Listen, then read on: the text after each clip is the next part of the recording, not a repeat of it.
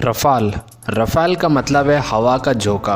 ये हवा का झोंका चीन और पाकिस्तान की नींद उड़ा देगा और उनको ये याद दिला देगा कि भारत अब दुनिया की सबसे बेहतरीन एयर फोर्सेस में से एक बन चुका है। नमस्कार दोस्तों, मैं साहिल चौधरी आप सबका स्वागत करता हूं हमारे नए चैनल बलिदान पे।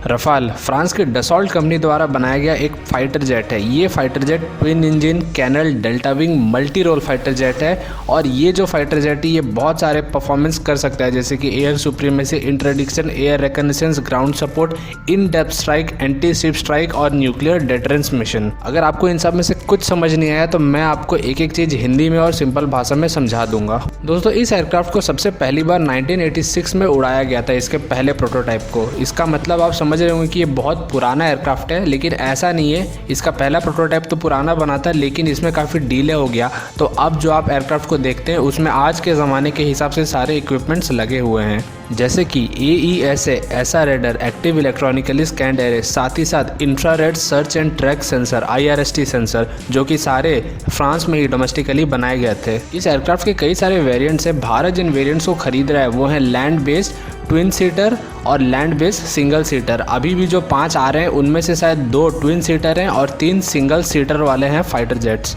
इंडियन एयरफोर्स से पहले इस फाइटर जेट को फ्रेंच की एयरफोर्स, फ्रेंच नेवी, इजिप्ट की एयरफोर्स और कतर की एयरफोर्स भी इस्तेमाल करती हैं। इसने अफगानिस्तान, लीबिया, माली, इराक और सीरिया में अपना लोहा मनवाया है और कुछ ही दिनों पहले इसने टर्की के भी एक हवाई अड्डे पे हमला किया था, ताबड़तोड़ हमला, जिसमें टर्की को हिला के रख दिया गया था और टर्की के जितने भी एयर डिफेंसेस थे वो सारे कोई काम में नहीं आ पाए थे। दोस्तों, रफ़ाल के साथ भारत का एक पुराना रिश्ता भी जुड़ा हुआ है। वो ऐसे कि जिस डसॉल्ट कंपनी ने रफ़ाल भारत को दिया है, इसी डसॉल्ट कंपनी के बनाए हुए मिराज 2000 विमानों को भारतीय वायुसेना ऑलरेडी इस्तेमाल कर रही है। और इसी डसॉल्ट कंपनी के और भी कई सारे फ्रेंच कंपनीज और UK की कंपनी के साथ मिल करके जैगुआर विमान को बनाया था, जिसको भारतीय सेना अभी भी ग्राउंड अटैक के लिए बहुत ज़्यादा इस्तेमाल करती है, जबकि फ्रांस और UK दोनों ने ही इस जैगुआर विमान को यूज़ करना छोड़ दिया है।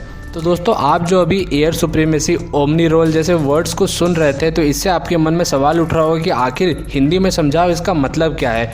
और आप हर बार सुनते होंगे कि ये जो रफ़ाल है ये बहुत सारे फंक्शंस को कर सकता है। तो मैं आपको बताने जा रहा हूँ कि इस रफ़ाल को ख़रीदने का मतलब। दोस्तों, रफ़ाल एक ऐसा एयरक्राफ्ट है जो F-35 को भी टक्कर दे सकता है। दोस्तों, डसॉल्ट रफ़ाल एक ऐसा फाइटर जेट है जो कभी कभी F-35 को भी टक्कर दे सकता है, जो कि दुनिया का सबसे बेहतरीन फाइटर जेट माना जाता है। उसकी कुछ प्रमुख वजह हैं stealth capabilities. Western countries stealth capabilities के ऊपर बहुत ज़्यादा खर्चा कर रही हैं और जो स्टेल्थ कैपेबिलिटी के मामले में दुनिया का सबसे बेहतरीन फाइटर जेट माना जाता है और जो है वो है अमेरिका का F-35। अगर रफ़ाल की बात करें तो ये भी काफ़ी अच्छा स्टेल्थ विमान है। दोस्तों, अगर किसी विमान का स्टेल्थ कैपेबिलिटी अच्छा होता है तो इसका मतलब ये नहीं कि वो नज़रों से गायब हो जाता है। वो जो दुश्मन का रेडर्स होते हैं उनमें जो डॉट पॉइंट्स होते हैं या जो सिग्नेचर होता है वो बहुत कम आता है। यानी अगर किसी F-35 जैसे विमान हमारे रेडर्स में आएंगे तो उनका जो डॉट या उनका साइन दिखाई देगा रेडर में, वो बहुत ही छोटा दिखाई देगा। वहीं अगर उतने ही डिस्टेंस पे कोई हमारे पुराने फाइटर जेट्स खड़े होंगे तो उनका बहुत ही बड़ा साइन वहाँ पे दिखाई देगा, डॉट,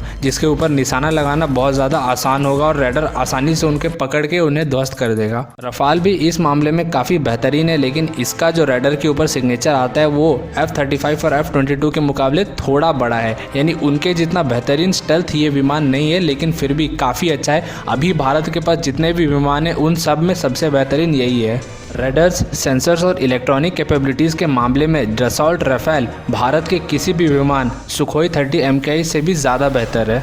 डसॉल्ट रफ़ाल भारत के 2 विमानों का काम अकेले कर देगा। ये 2 विमान हैं रशिया के सुखोई 30 MKI और पुराने वाले डसॉल्ट मिराज 2000। जो Sukhoi 30 MKI fighter jets Bharat इस्तेमाल करता है वो एयर सुप्रीमेसी के काम आते हैं, यानी कि उनका इस्तेमाल होता है दुश्मन के एयरक्राफ्ट से लड़ने में। अगर वो हवा में है तो कोई और दुश्मन का एयरक्राफ्ट भारत में घुसने की ज़रूरत नहीं करता है। इसलिए आपको अच्छी तरह याद होगा कि जब पाकिस्तान में घुस करके स्ट्राइक करना था ग्राउंड पे तो किन एयरक्राफ्ट का इस्तेमाल किया गया था। लेटेस्ट सुखोई 30 MKI का नहीं, बल्कि पुराने मिराज 2000 विमानों का, क्योंकि मिराज 2000 का जो स्पेशलिटी है वो है डीप पेनिट्रेशन, करना। यानी डसॉल्ट मिराज 2000 सक्षम था कि वो बहुत ही स्पीड में दुश्मन के टेरिटरी के बहुत अंदर घुस जाए और ज़मीन पे एक बम गिरा के भाग के वापस आ जाए। और इसीलिए भारत अब डसॉल्ट राफेल को खरीद रहा है, क्योंकि ये इन दोनों एयरक्राफ्ट का काम अकेले कर सकता है। ये पाकिस्तान में घुस करके डीप पेनिट्रेट करके कहीं भी ज़मीन पे स्ट्राइक भी कर सकता है, साथ ही साथ सुखोई की तरह ही किसी दुश्मन F-16 या J-17, J-11 जैसे फाइटर जेट से लड़ भी सकता है। देखिए, ऐसा नहीं है कि सुखोई 30 घुस करके पाकिस्तान में स्ट्राइक नहीं कर सकता है, या फिर जो मिराज 2000 विमान है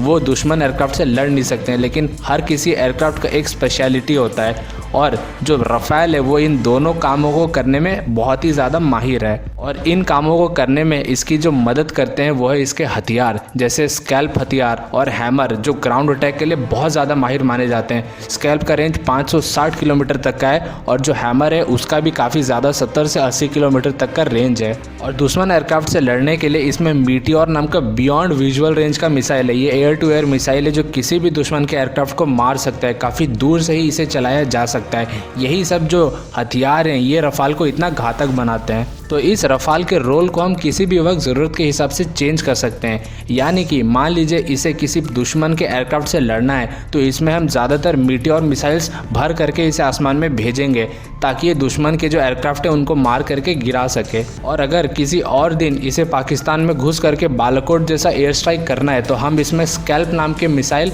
और हैमर मिसाइल्स को डालेंगे ताकि ये पाकिस्तान के टेरिटरी में काफ़ी अंदर तक घुस जाए और किसी भी एरिया में जा कर के मिसाइल हमले कर पाए।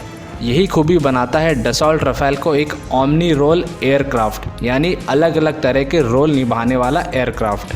दोस्तों, आज 28 जुलाई है। भारत के 5 राफेल विमान फ्रांस से निकल चुके हैं और वो यूनाइटेड अरब एमिरेट्स के एक फ्रेंच बेस में अभी रेस्ट कर रहे हैं। आज रात को वो वहाँ से निकलेंगे और 2000 किलोमीटर तक का जो एरिया है उसे कवर करके कल सुबह भारत के अंबाला में पहुँच जाएंगे। कल सुबह रफाल का बहुत ही भव्य तरीके से वेलकम किया जाने वाला है अंबाला में, तो उसके ऊपर भी वीडियो आपको मेन चैनल पे यानी इंडिया टॉक्स पे मिल जाएगा। तब तक के लिए आप अगर इंडिया टॉक्स के सब्सक्राइबर हैं तो बलिदान को ज़रूर सब्सक्राइब कर लें।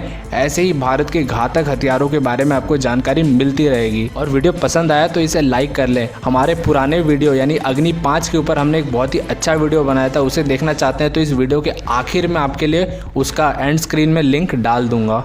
तो मिलते हैं अगले वीडियो में, तब तक के लिए थैंक्स फॉर वॉचिंग।